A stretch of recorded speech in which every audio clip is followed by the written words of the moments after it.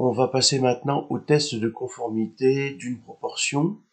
Donc on a une proportion de référence qu'on note généralement pi et une proportion observée qui va être grand P. On est toujours avec des effectifs supérieurs à 100, voire au-delà. Donc ça signifie qu'on est toujours avec des effectifs supérieurs à 30. Et donc à ce moment-là, on va pouvoir travailler avec le calcul d'un U observé qui sera calculé par cette formule. Et puis, on va poser une hypothèse nulle, l'hypothèse alternative, et puis vous allez voir qu'on va se retrouver exactement avec le même type de schéma que j'avais fait dans les exercices précédents avec le double axe. Je vous laisse donc continuer l'exercice et puis je prépare moi de mon côté tous les éléments de réponse.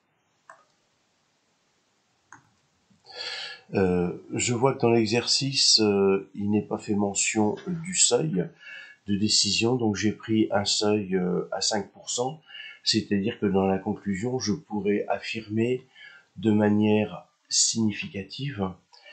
Si j'avais pris 1%, ça aurait été de manière très significative, et si j'avais pris un seuil de 1 pour 1000, ça aurait, le seuil aurait pu être qualifié de manière très hautement significative.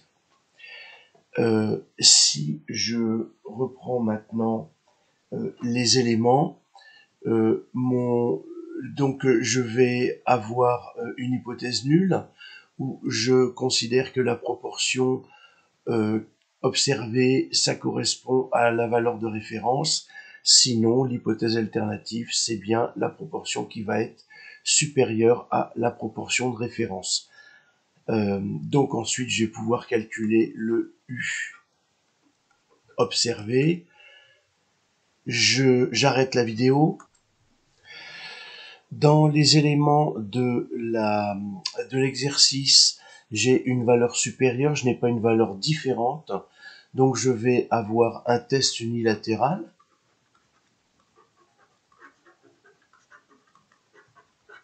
À droite. Ce qui va me permettre de construire ma courbe.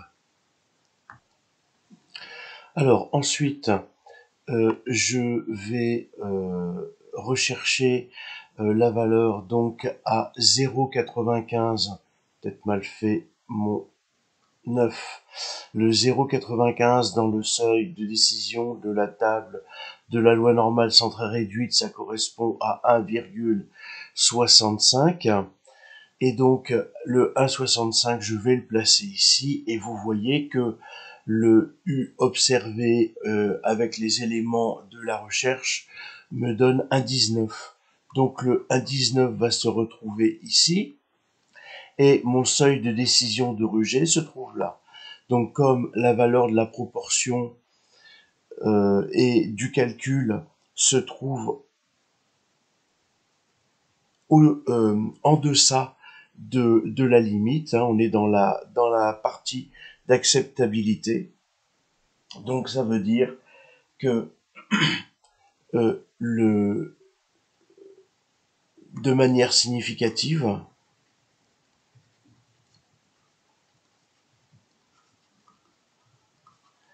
de manière significative parce que j'ai un seuil choisi à 5%, on peut dire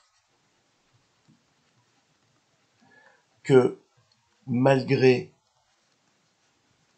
la hausse du nombre de pièces défectueuses,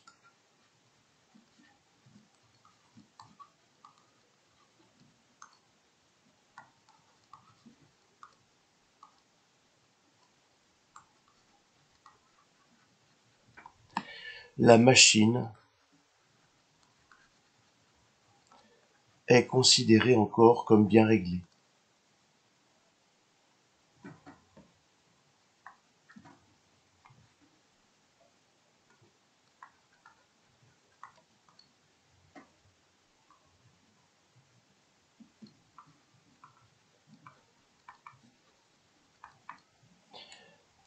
Donc il n'y a pas besoin de la recaler. Voilà pour le type d'exercice. Alors en sachant que après, si vous avez une différence, eh bien vous partirez toujours avec, j'ai un seuil alpha ici à 5%, eh bien à ce moment-là, on aura la même courbe de Gauss, mais avec les deux parties.